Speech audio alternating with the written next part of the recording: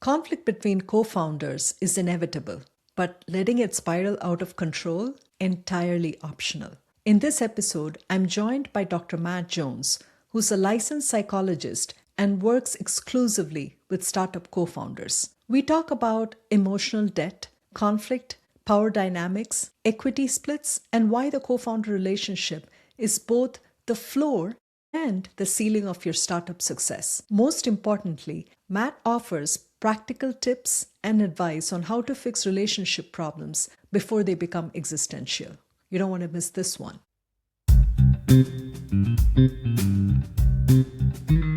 Matt, welcome to the Founder to Fortune podcast. It's so lovely to have you here today. Thank you so much for having me. I'm excited to chat. You're a licensed psychologist and a startup executive psychologist, and you've even written a fascinating book called The Co-Founder Effect. And after reading your book, I was super impressed with the breadth and depth of topics that you tend to cover with founders. Tell us, what is your line of work? Yeah, thanks so much. So I have a lot of different words to describe what I do, but at the root, what I work on is helping startup co-founders improve their communication, their teamwork, and their decision making. And so I tend to run them through my co-founder conflict navigation system, which is part 3 of the co-founder effect book. And my entire purpose is to bring a psychological perspective to the most important relationship in business. One of the things that I'm reminded of is obviously executive coaching. Many founders are able to avail themselves of executive coaches and who tend to typically focus on topics such as leadership and performance. For those people that may not be quite familiar with your line of work, could you talk a little bit more about how what you do is different from executive coaching in general? Executive coaching generally has been a major factor of those Fortune 500 companies and larger companies for quite some time now. And there's that major increase where it started off for the problematic executive and now is being used as a critical function to improve company performance and culture. I think a similar trend and trajectory is starting to happen within the realm of startup companies, where as of right now, it seems like more and more leaders, and in particular CEOs, are able to work with coaches specific to your point, leadership, communication, some of these other dynamics. And one major missing gap is working on the most important relationship in business, which is with your co-founder. Because we do have some executive coaches who prioritize that individual work. We also have executive coaches who work within the context of a leadership team as a whole and do more group-oriented work. What's missing is a focus on this relationship, which is simultaneously the entire floor and ceiling of your team's execution and an existential threat to its very existence if it goes wrong.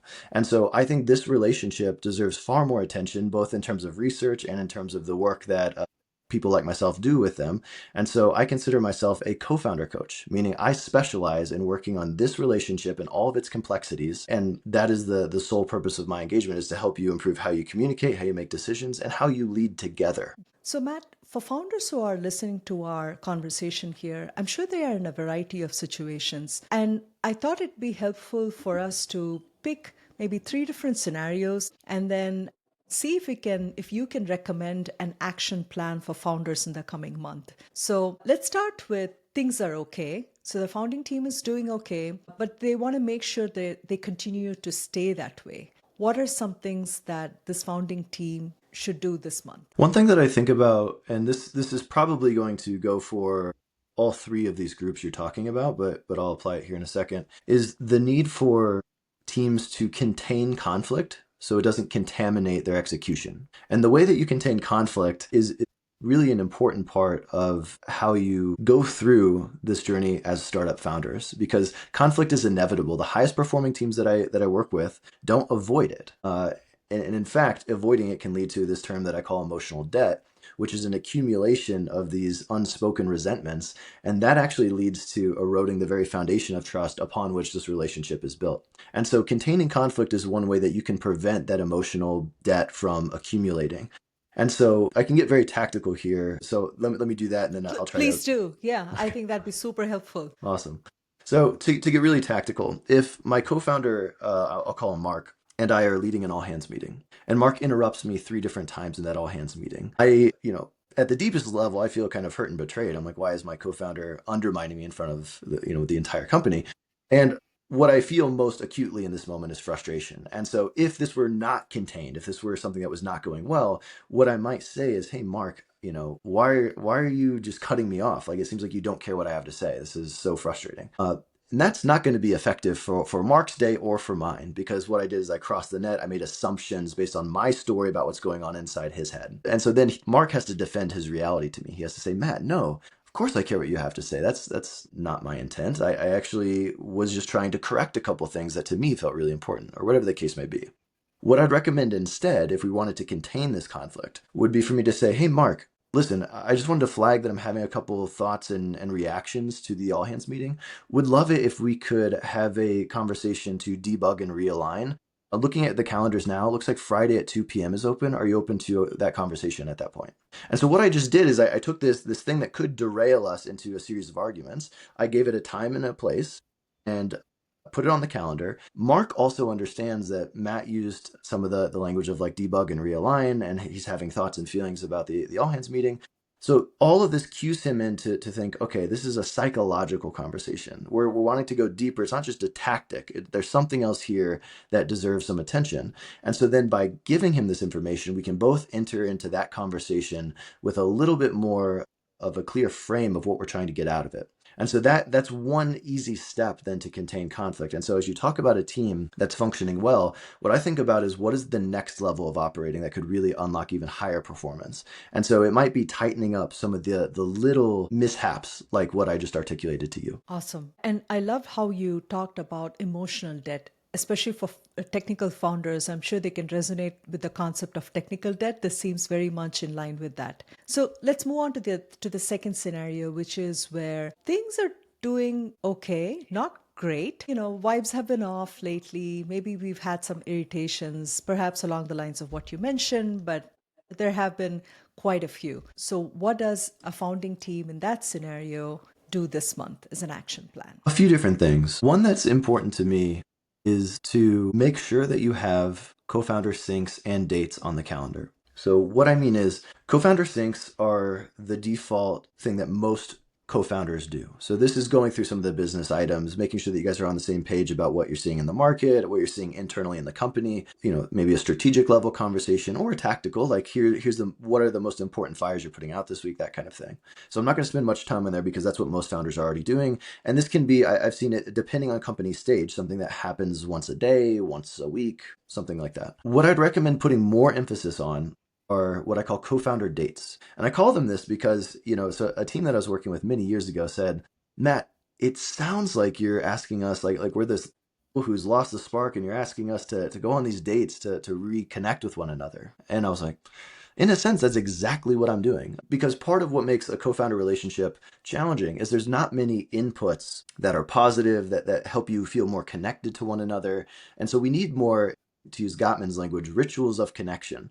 And so this particular meeting is based on the Gottman State of the Union meeting, which is a overview that gets you into meta communication, which is talking about how you are communicating. So this is working on the relationship, not just in it. And so within the context of co-founder dates, I recommend these maybe every other week, once a month, once a quarter. It does vary again by especially if you're remote, it can be a little bit harder because I do recommend this to be in person if possible. But it's doing something together outside of work that doesn't have to do with work, that is a kind of a net positive for the two of you to feel more connected. And so I have some teams who love to go out and have a really long dinner together where they'll talk about some things that I'll get into momentarily.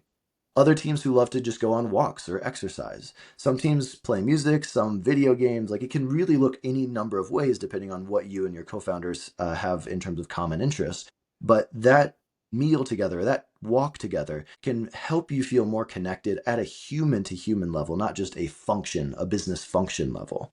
And so the one piece that I really recommend while you're doing this, and I have all this written out in the book of several different structures and prompts you can use, but the most important one is, how are we doing?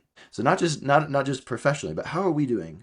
Yes, how are we operating together professionally? How are we doing emotionally together? What's this interpersonal dynamic going on between us? Because if we can talk about it, then we can change it. Whereas if we're holding it all inside and we're not able to articulate it, then we're not able to iterate and improve. And so I think that's something, especially as you're noticing more and more tension in your partnership, ensure that you're having these on the calendar from as early as possible. I love how you are delineating between co-founders things that may be more KPI oriented on a regular basis to with these dates that you're talking about, and this concept of meta communication.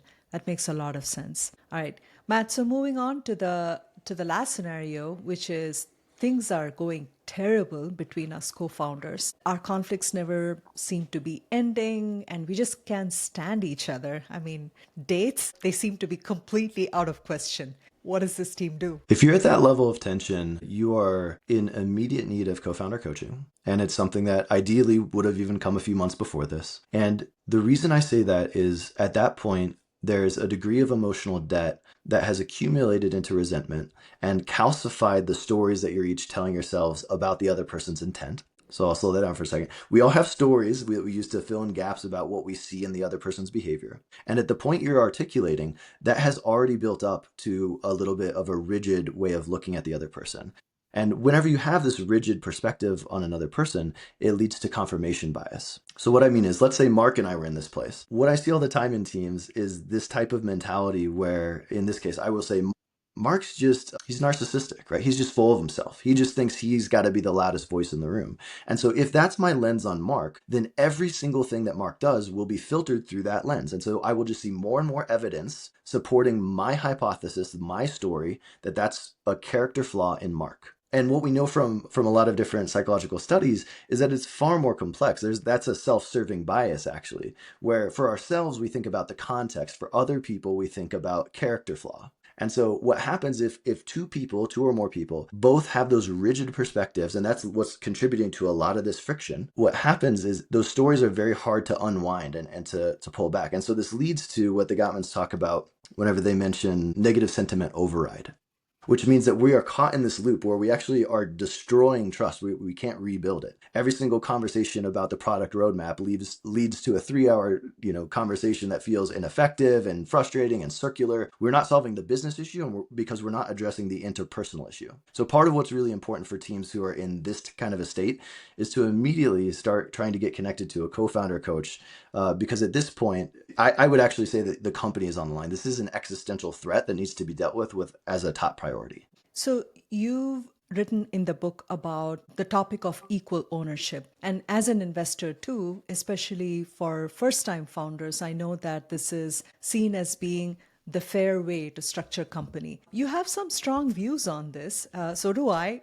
But I would love to, this is your time to share your view on what your thoughts are about equal ownership setups. I was brought up in a really similar environment where some of my friends who are founders always defaulted to equal ownership and would just split things 50-50 with the hopes of incentivizing the other person as much as they felt, tied to the company.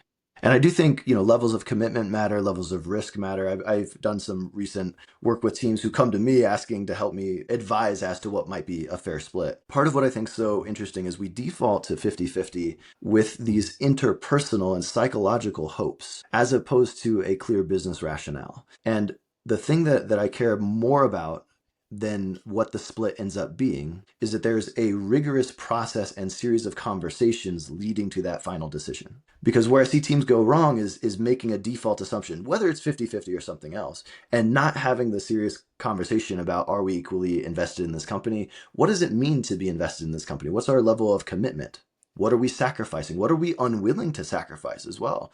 And when life happens, whenever we have children or, heaven forbid, an accident or something like that, then what? And can we reopen this conversation? So I tend to view equity as well as something that's a little bit more fluid rather than set and forget it forever. Because I see other teams where that's a problem, because then as people evolve and grow and their level of commitment, sacrifice, contribution levels change, then it can feel like we have unequal contributions, and the equity is grossly out of proportion with those unequal contributions. And so I think we need to be able to think flexibly about equity and be able to revisit it. And I also think we need to have a really rigorous process to go through and have these conversations of, not only who is decision making authority and final say, but also what are these other expectations that may be unspoken to us, and can we make those as explicit as possible? And one thing that I do in the book, if someone were to follow the book all the way through, is I do have a partnership term sheet where it helps teams draft this into something that is workable, so that we're taking some of these touchy-feely things that do feed into the equity and compensation conversation and make those more concrete and explicit between the two individuals. I've seen in my own experience how equal partnership can become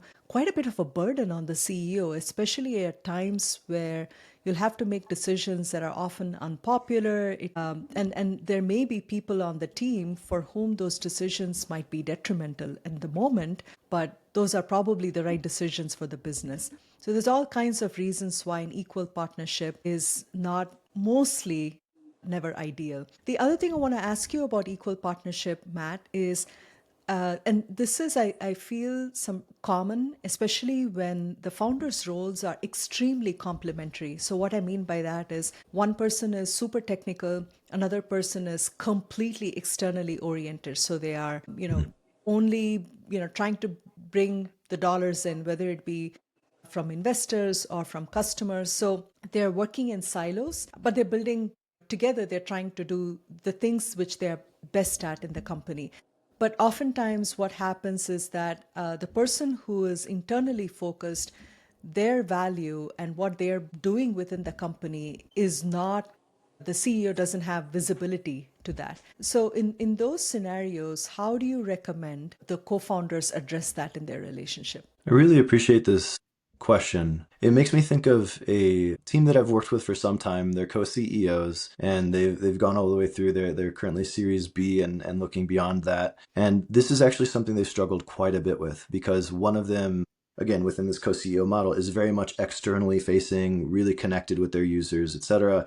And one is more internally focused and taking on many of the operational duties of a traditional CEO. And part of what's very interesting in seeing this dynamic play out is the core and central debate that comes up for this team and many facing this dilemma is that of recognition, of feeling maybe underappreciated, undervalued, like your contribution isn't seen in the way that you would like. And so there's some people who try to solve this just with increased visibility of, here's everything I'm doing today. And I was talking to another founder this week who was mentioning that feels like extra work. That's not super beneficial to the company. It feels more political. And I didn't get into the startups to be a politician. I got into it to build. And so I think at the root, there has to be an ability to have the conversation about some of these deeper dynamics of recognition as well. And so just to give a brief example, one thing that I talk about in the book are the three languages that all teams speak. And I'll try to present this and then bring it back to this core question of what the two individuals should do. I talk about operational language as being the default language for most teams. This is fast. This is talking about KPIs and product roadmap and other things. But from a neuroscience perspective, is not very labor intensive. It's very easy to have this conversation. The second language is psychological language. This is the language of emotion. This requires more deliberate conscious effort and resources. It's a little bit slower, more reflective, benefits a lot from more curiosity. And this is something that most teams need to develop in order to talk about some of these unspoken emotional dynamics. The last one is archetypal language, the language of the unconscious. This is the vibe. So whenever you're talking about that third example earlier where the vibe is off, that's what we're talking about here. It's an unspoken communication that tells you about the health or status of the partnership. So whenever you're part of a high-performing team, you feel that synergy, that buzz of, hey, we're rowing the same direction at the same cadence. That's telling you that the team is healthy and very aligned. And on the flip side, whenever you walk into the room and you're dreading it and it feels heavy and you're walking on eggshells, that tells you something is not right in the team or in the relationship. And so as you talk about these two co-founders who might be going through kind of a debate of recognition or not feeling seen, the whole key is to shift from the operational language of just trying to think about this from, should we change roles and responsibilities? Like maybe that could be absolutely part of a solution that we go to. But first, can we talk about the elephant in the room, the unspoken dynamic between us, where I feel like you are really valued and seen for your work, and I don't feel that. I feel like I'm in your shadow, and that's really uncomfortable for me because I am equally invested in pulling my weight in these other capacities. And so if we're able to have that conversation, what I see is that it unlocks the operational changes that may be required. And so that's kind of where I would put emphasis in that situation. Gotcha. So it is very important, even if it feels like this is something a politician might do in a bigger organization, but it is really important to have this open communication about what one is doing so that other people are not in the dark or have wrong assumptions. But also, you said, talk about the vibes and the psychological aspect, not just the KPI. Along the same lines, Matt, I wanted to touch upon this technical versus business delineation that many early stage founders tend to have. Are there predictable power dynamics patterns which are unique to these kinds of co-founder relationship? And what are some things that each side should watch for? It's a really unique question. It makes me think a lot about kind of I'm thinking about current technology and AI and how some of these dynamics may or may not be changing. But I was thinking about for so long that I think many of the technical founders do have important power in this. That's really valuable to recognize because of the skill deficit of if you're building a product and one of you actually can't build the product, that creates several different power dynamics just inherent from the beginning. And you could argue the flip, right? If the business oriented founder is able to bring something to market, to raise capital, to find customers, we do need ultimately both of these founders to work together. With that said, though, and now, with vibe coding and other things, I mean, it opens up more possibility here. But what I traditionally see is that, I mean, it's actually hard for me to say because I'm thinking as I go to say, well, I think technical have more power, I'm then thinking of counter examples. So I've kind of seen all sides where again, ideally we get these parties to work together, but curious to hear some of your thoughts on it as well. Well, I have to say the first thing is I didn't expect a psychologist to bring up vibe coding. So that is quite a surprise. So I cannot even imagine what conversation with the co-founding team and you is going to look like, Matt. You'd be like, this co-founder, technical co-founder, does he actually vibe code? I mean, maybe that's one of your coaching questions to the CEO to see how much of real work she or he is doing these days. But yeah, I mean, my share of the experience is very much in line with yours, which is the level of effort that someone is putting, and it changes over again. Just like you said, things can be dynamic. Sometimes a fundraising environment is hard. And so it seems like, the CEO who, for the most part, leads the fundraising effort is doing the heaviest lift. And at other times, it might feel like money just fell on the team's lap because they have amazing pedigree or because they have this amazing bottoms up growth and users love them. So it looks like growth is automatic and the only work that's being done is to build product. So it really depends. Sometimes these kinds of things show up in board meetings, which is really not where this should play out. And in your book, Matt, you've talked about some of the perils of a co-founding team that has more than two founders. Can you talk a little bit about the complexities for a co-founding team that has more than two people, and what are some ideas, tactics that you can share for teams like that to help them smooth their relationship? Certainly. And I do work with several teams that are 3, 4, rarely 5, but three happens quite a bit. And so it's Five is a fascinating. party. 5 is 100% a party. Yes. And so what stands out to me about those teams is really that there is another layer of complexity. So even in the co-founder coaching sessions themselves, what I'll often notice is like a primary issue might be between two individuals. And so then the third has to, just by nature of the fact that we have an hour or 90 minutes together, gets a little bit less time to speak often because of the tension between this other dyad. And so that creates a unique dynamic in the coaching side of things. But often what I see is as we work to create change in the partnership as a whole is that third person often plays a really important role. Either they've been kind of the silent observer who's just like a yes man to the CEO, or they are the kind of person who is withdrawn and doesn't want to go too heavy handed either way. And yeah, either way, they have a perspective on the conflict that actually needs to come forward oftentimes and be more involved perhaps in the challenge between the other two. Or they are on the flip side, they're too involved and they are the rescuer, the kind of person who's trying to come in and smooth things over all the time. They're the peacekeeper, which often then leads them to reach out to me directly. And so it does get more complicated. And one thing that I do in the book is I try to take the foundational elements of emotion-focused couples therapy, which is by Sue Johnson, really robust. It's based on attachment theory. Like the most common pattern that teams get into is what Sue Johnson calls a pursue and withdraw dynamic. So one person is a little bit more, let's say, frustrated with their co-founder's performance. And so they will be more critical. They'll be like, well, why didn't you get this done on time? What happened? And so they're kind of leaning in. And then the other person in response feels criticized, attacked in some way. And so they lean out. And so the problem with this is it just creates this self-perpetuating cycle where the person leaning in continues leaning in and the person who's leaning out continues leaning out. And it creates a very frustrating relational dance for the two of them to solve. As you add a third co-founder to the mix, it just adds another layer of complication because you might have two people who are very critical of the third individual who's withdrawing, or you might have two people who are very avoidant and one person who's very angry, and so it just adds another layer of complexity to some of these dynamics.